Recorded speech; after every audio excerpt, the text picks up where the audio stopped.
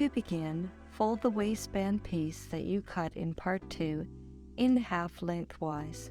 To do this, fold the fabric wrong side to wrong side. Stitch 1/4 inch from the side, just as I stitched the waistband for the skirt that I wore, as I demonstrate here. To finish the waistband piece, you'll need to turn the waistband inside out. You can see that doing so by hand can become difficult. So here's a trick that I use to turn the waistband out. Attach a safety pin to one end of one of the sides of the waistband. Push the safety pin inside the waistband and feed the safety pin all the way through to the other end. Continue this until you have pulled the fabric all the way through to the other side. You will end up with a long tube and the seam is hidden on the inside. This breezy summer skirt includes a ruffle, hand sewing closures, and fabric button. You'll learn some couture sewing techniques that are actually very easy, along with some very simple pattern making. In today's tutorial, we'll create a ruffle, hem the skirt, and prepare a side closure with a slit. Last time in part 3 of the Mona skirt, you sewed the side seams of the skirt panels together and gathered the upper part of the skirt. Here are the tools you'll need for part 4 of the Mona skirt. I recommend making a practice pattern first. To attach the waistband to the skirt, begin by placing a pin in the center of the waistband. Place the center of the waistband towards the wrong side of the gathered top of the skirt and secure with a pin.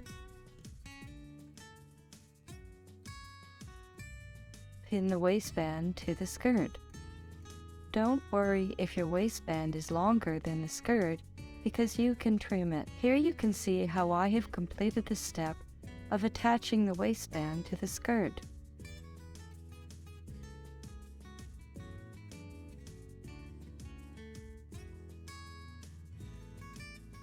Stitch the waistband to the skirt by stitching 1/2 inch from the edge of the fabric and remove the pins as you go. Stitch carefully so that you will not have tucks.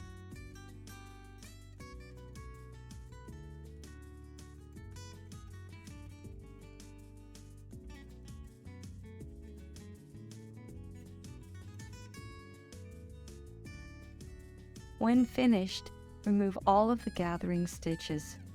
You can use a seam ripper or an unpicker to remove any excess threads.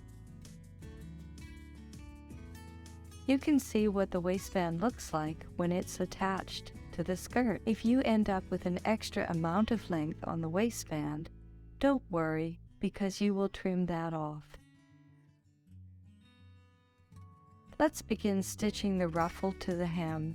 Begin by placing wrong sides of the ruffle pieces together and pin in place. Then stitch along the sides 1/4 inch from the fabric. Back tack on each end. Remember to finish the stitches with an overlocker stitch or a zigzag stitch to prevent the fabric from fraying. Let's begin stitching the ruffle to the hem. Place the wrong side of the ruffle pieces to the wrong side of the skirt hem and pin in place like so. If you have any remaining ruffle fabric at each end, just trim it off. Stitch the ruffle to the hem 1/4 inch from the top of the fabric and from the right side of the garment all the way to the left side. Stitch a zigzag or overlocker stitch at the top end of the fabric to keep it from fraying. To finish the bottom of the ruffle, use a narrow double-rolled hem. Roll the hem up 1/4 inch from the bottom of the hem all the way around. Then iron the hem in place. When you've done this step, take your pins out.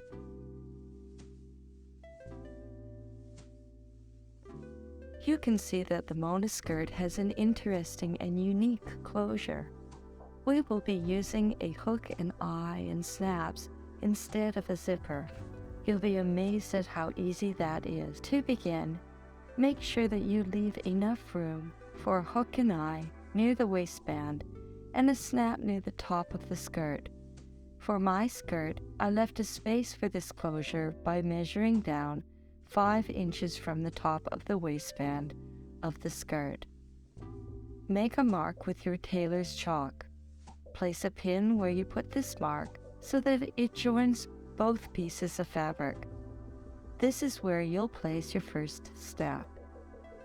Using your tailor's chalk, continue to measure and mark the places where you would like to put snaps.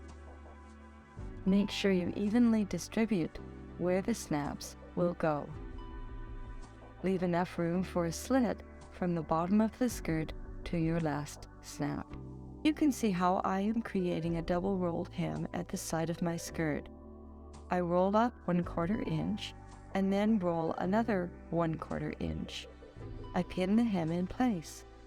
You could stitch it without ironing, but I recommend taking the time to iron the hem in place because it is so much easier to stitch when you do. Stitch the double rolled hem in place along the entire side of the skirt, from the waistband all the way to the bottom of the ruffle. Use a small pin stitch.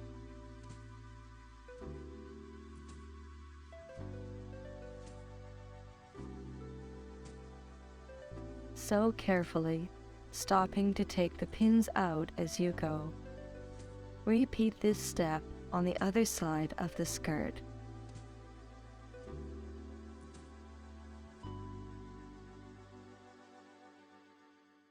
Here you can see how I've pinned a double rolled hem at the very bottom of my ruffle, and I iron it in place. I like to use glass pins because I can iron over them and they don't melt.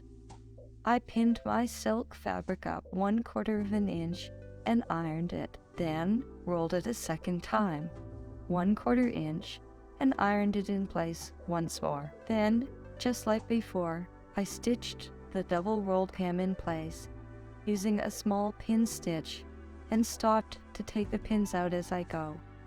I stitched along the entire bottom of the ruffle from one side to another, and this became my final hem. I try the garment on once more, checking that it fits correctly. The next steps we are going to do involve completing the closure of our skirt. We'll sew a hook and eye and snaps instead of a zipper. We'll also use fabric buttons as a pretty and unique embellishment. If you are ready to start part 5 of the Mona skirt tutorial, check out this next video.